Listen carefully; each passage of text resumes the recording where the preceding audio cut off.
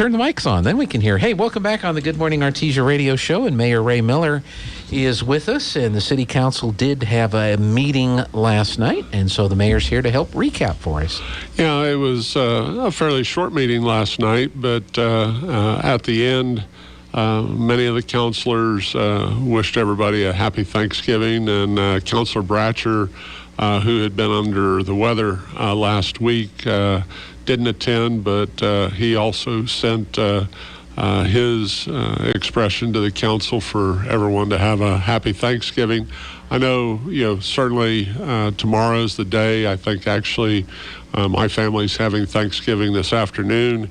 It winds up being a thing where it truly is a time to be thankful for all the blessings that we have, and it is also a thing where I'm certainly thankful when I look at the city's stuff, recognizing that there will be police that are on patrol, not necessarily at home with their family having Thanksgiving. There will be firefighters that are at the station waiting on any type of emergency response to medical conditions, or if there happens to be a fire. It's a thing where many times, and we've been fortunate so far this fall and beginning of winter, that we really haven't had bad weather. But obviously in times when we have snow and ice and all, it's a thing where our street crews are out in the black dark trying to spread salt at the major intersections and stuff, which all of those efforts really make a significant reduction in the number of accidents people have, because quite honestly, most of us are just not used to driving on any type of snow or ice, and by the fact of their work, we wind up saving the police force a lot of respond calls to minor collisions that morning, and then also save the body shops a bunch of extra work and the insurance companies a bunch of extra headaches. But it's a thing where, there are many folks who are behind the scenes that are working even through these holidays. I know obviously our wastewater treatment plant runs 24 hours a day, 7 days a week, and they have a lot of good electronics out there. If there's just a minor bobble, there's immediately folks that respond to see what kind of upset they've had and to make sure they get everything lined out, because the worst thing you could have happen is not be able to flush your toilet on Thanksgiving. On Thanksgiving, yeah.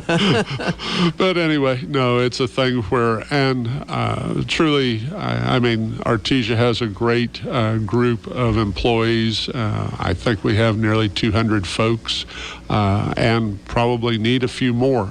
Certainly, I know Chief Hope has been interviewing for some new trainees for the fire department, and I believe he thinks he has 5 excellent candidates. He has 2 that are hopefully complete their training and be certified fire in January, and that's great news, because we need them before they can be certified. So, but anyway, those are good things that are actually going on. In the stuff last night, there was quite a few things on our consent agenda, and of course, items that are on consent are at least perceived as not to be highly controversial, more just ordinary business.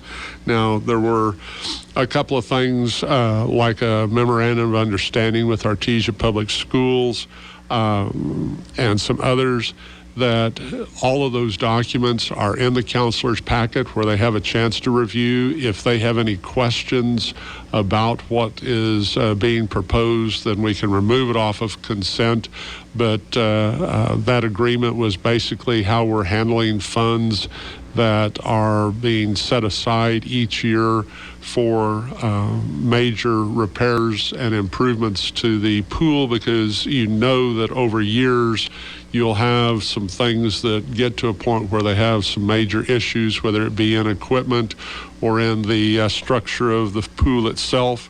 And so the city and the schools are setting aside $100,000, and this agreement just outlined the fact that none of that money would be used for anything except those type of items.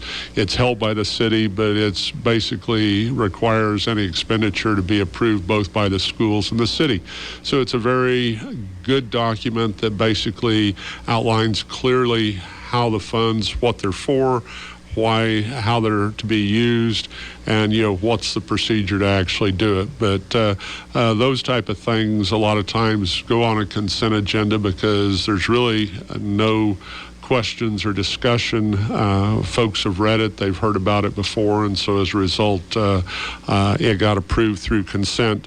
We also had a couple of... Sure. Quick, is that $100,000 per entity or $100,000 total between the two? Per year. Okay. Yeah, and when the foundations actually worked on developing the Aquatic Center, they had made a recommendation to the city and the schools that we consider setting aside, I believe it was $96,000 a year, because of the anticipation that, somewhere in the 8 to 15 year age, you would probably have some significant expense. And rather than trying to figure out how to take care of it when at that point you may have a poor economy, there could be issues both at the school and the city with finances.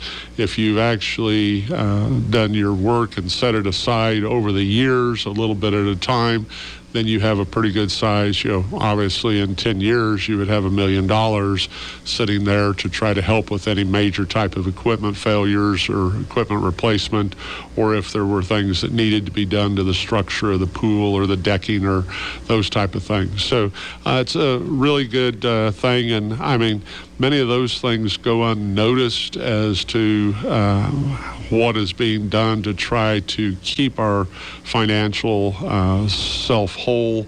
But I thought it was a good recommendation from the foundation, and certainly the city and the schools have adopted that and been doing that ever since this pool opened. We also had a couple of hires in our streets and parks area, equipment operators, which is great. We also had a resignation of a part-time employee out at the airport. We had the opportunity, or we're going to have a public hearing, and because of our timing of not having as many council meetings, we only have one next month. We needed to get the notice actually published so that everything would be timely for it to be heard at the next meeting. So there was a ratification of me actually going ahead and having the community development director put that legal notice out before.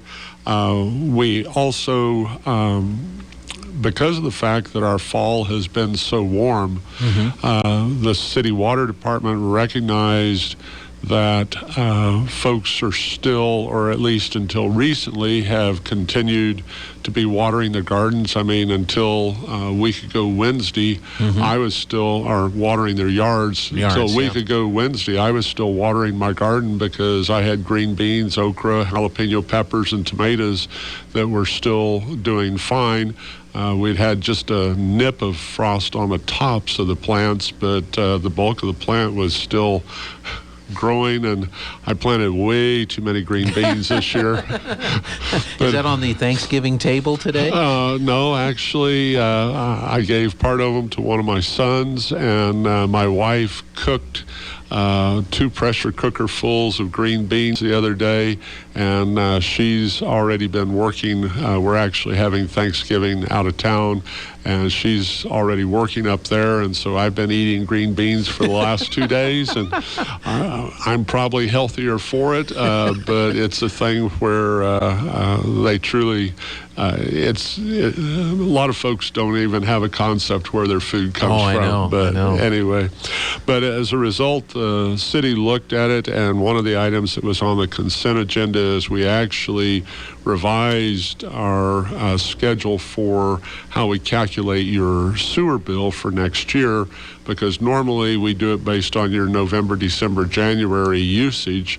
Well, this year, obviously, there was a lot of early November usage that was related to lawn sprinklers, gardens, and stuff that was still going on. And so it would have, made folks' sewer rates next year much higher had we used those months. And so actually one of the items on the consent was to move it to basically December, January, and February, so that it truly reflected more what you're flushing, showering, and bathing with, instead of watering the lawn with. Watering your grass, so that, because we're not, the sewer really is based, or should be based, on what's going down the sewer, not what you're spreading on your yard. And most people turn their sprinklers off in the dead of winter, and so that's how it's calculated. We also had several items of training, several of our police folks, and then also our finance department had some training scheduled, and those were all approved. But it was a thing where, like I say, in the council meeting, that took just a few minutes to see if councilors had anyone that they wanted to remove. Ms. Countryman and HR actually advised the names because they're not written on the preliminary agenda as to who the hires. Now, the council was informed earlier before that of those names, but that way the public is made aware of who's being hired into the city. And it was all adopted, but only takes a couple of minutes in our regular session. But anyway, under the regular agenda, we started off with a request from the Pecos Running Club for the use of J.C. Park on their second annual Santa 5K, 10K run, and it'll be on Saturday, December 18th from 6 a.m. to 11 a.m. And it was approved contingent on their supplying the insurance required for holding the event on city facilities. But very exciting. They had a representative that was describing it, and Councilor Rodriguez asked a question or two, and she suggested that he should show up and actually participate. And I suggested he might need a motorized wheelchair if he was going to make a 10K. Yeah, for sure. 5K, yeah. But anyway, it's great. We've had multiple events, and it is good to see folks out and participating in these type of things and staying in good physical condition. I think the more that we're outdoors, the healthier all of us and our children will be, instead of sitting inside watching Hulu or cable or whatever it is, or playing games. Well, let me ask you this about J.C. Park. I know probably the most visible thing that's happened out there recently has been the soccer football field complex. But has the city been doing anything else at J.C. Park? Any road or sidewalk improvements or anything? No, it's actually a thing where truly the soccer football fields are a wonderful thing. I mean, for all of us who for years would go out and watch our kids or grandkids play soccer, and we worried about twisting an ankle walking to their game, worried about them twisting an ankle during their game, because the Gophers were constantly helping us out there to create some very unlevel fields. I mean, it's a great thing, but what the folks need to realize is that entire complex was done with private money. Yes, it's on city property, but the city didn't have any expense of taxpayer funds in actually putting the entire complex in. The fencing and everything that was done, and that's a huge benefit that our community has that many other communities of our size would never be able to afford that type of thing. Well, I guess if they got rid of half of their police department, half of their fire department, half of their streets department or something, maybe they could afford it. But it's a thing where it's truly a really nice asset, and I appreciate all of the folks who are behind the scenes, not looking for recognition, but are trying to improve the quality of life inside of our community. Because I think if I've heard anything from folks that have been out there, and they've all said the same thing you have, how wonderful it is, but I've heard about bathrooms and lights. And so I didn't know who was going to be doing the next phase of that or going to that next step. It's a thing where actually I had a meeting with Mr. Hawker and Haley to talk about kind of where all that stood. And there's some things in process, but I never want to get folks excited. But obviously, I think right now most folks are going over to use the tennis court bathrooms, which are old and not exciting. It would be great to finish the lights, the bathrooms, the concession stand, and all, because truly, if you were going to hold, tournaments and events for outside folks, you almost need to have your entrance be there on the east side, where it was perceived to have, concession stand, ticket window, and stuff, so that you'd have kind of a controlled access type of thing. And also, it's essential for the longevity of that field to not have people, bring their animals in onto the nice turf and maybe deposit things that are not designed to be on turf. But anyway, no, it's one of those things where that's still in the works. They haven't, there is no contract let and all, but we visited with that to see if there was a way to try to help see about getting some of that finished up, because it'd be nice to next year be able to have some of the larger tournaments that our folks, many of them, attend in other communities, because it certainly is a way to bring folks in and not only show off our facility, but for them to actually see the town. And most folks that come are going to eat somewhere, and a few of them will even spend the night in one of the motels. So. Yeah, it'd be a good thing to get that. But that's not a city thing. That's a complex thing that they've got. It's a complex thing, but not complex in difficult, but the sports complex. Yeah, there's a foundation that's working to try to figure out a way to actually finish. And at this point, they manage the access and all to the complex. The city doesn't actually have employees dedicated to opening the gates and all that stuff. The leagues and the foundation are actually handling all of that work. So. Okay, very good. We also had a request for a grant application for our firefighters. They had made this grant application last year, virtually an identical. We were not awarded last year, so council approved them going ahead and making the grant request again this year. It wound up being a thing where when Mr. McGuire got up with community development, we actually had a request for approval of a subdivision.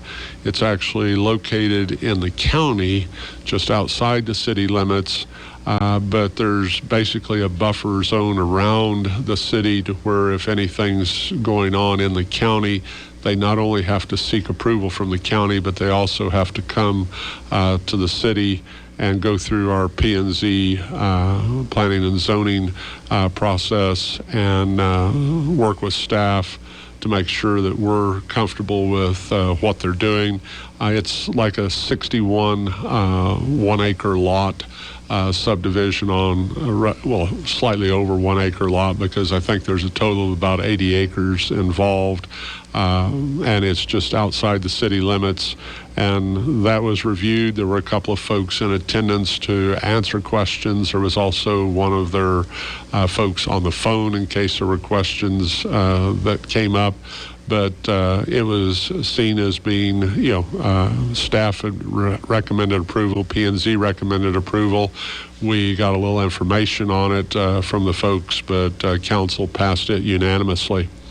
Also, when Byron Landfair, our infrastructure director, was up for his presentation, he had an agreement on the agenda for approval for wastewater service agreement with Artesia PTU. Well, nobody knows who Artesia PTU is, but anyway, that's part of the refinery's new biodiesel facility and some of their treating plant on the south side of the highway out there, and they're working to be able to actually put some of their waste actually into our sewer stream.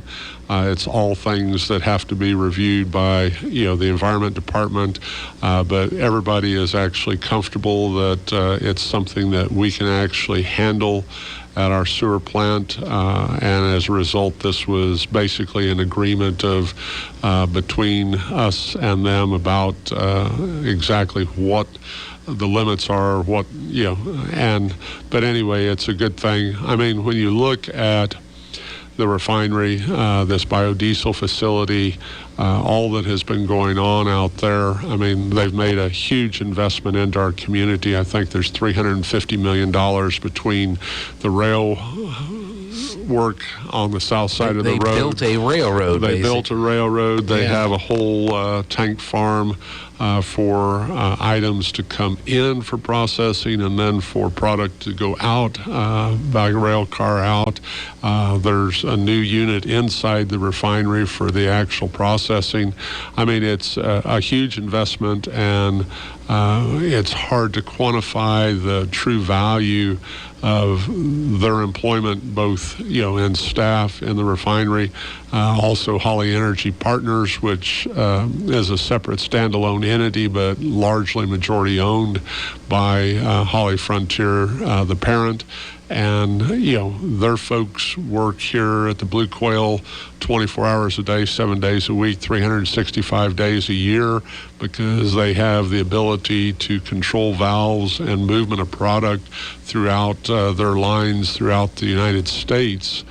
From this location here, and it's a thing where many times we don't realize how significant, but if you didn't have Holly Energy Partners and HollyFrontier and the refinery in this community, we wouldn't need near as many school teachers and as restaurants and a lot of the things, because they're a huge economic driver in our community. Well, we kind of benefited from that because the policy right now, or it has been for a number of years, is you can't build a new refinery. Yeah. And we have one, and so they've been expanding this refinery over the years because you can't build a new one. So in a way, that's one of the reasons we've benefited from that. We've benefited, and yet, unfortunately, they're the only refinery in our state.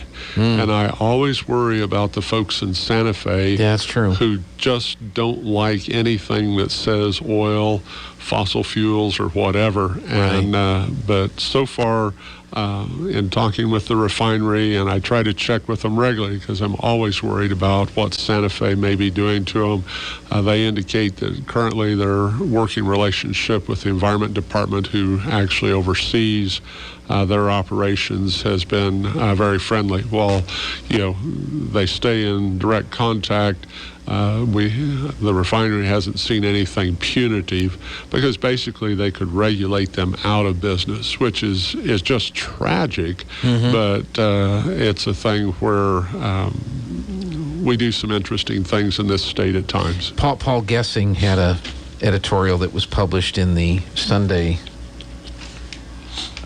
This looks like the Roswell paper. So Paul Gessing, Economic Freedom Takes a Hit under Lujan Grisham. So it's an interesting read if you come across it and read it, because I think he, in essence, is observing the same thing that you are. Yeah. Some of our regulations on the oil and gas industry that have come through OCD and are in the process of coming down through ED, they truly have eliminated any exemptions for stripper, the older marginal wells, and yet there are a lot of them, and they're very valuable economic drivers in this area. And, the men that I worked for came to Artesia for in 1980 to work. They got their first wells in 1972.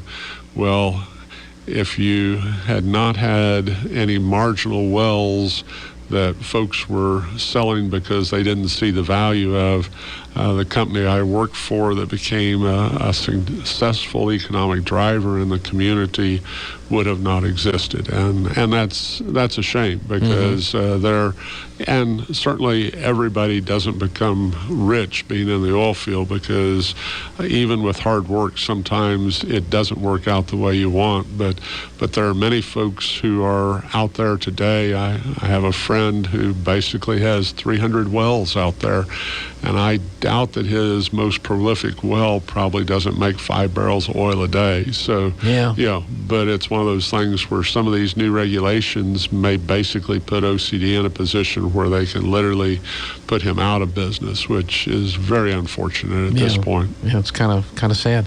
Was there anything else on the agenda? Yeah, we actually wound up, we had a resolution that changed our travel policies this last legislative session. The legislature actually raised the allowed per diem rates, where, if employees are traveling on behalf of the city to training or whatever, then there's a rate of reimbursement for meals that they're eligible for.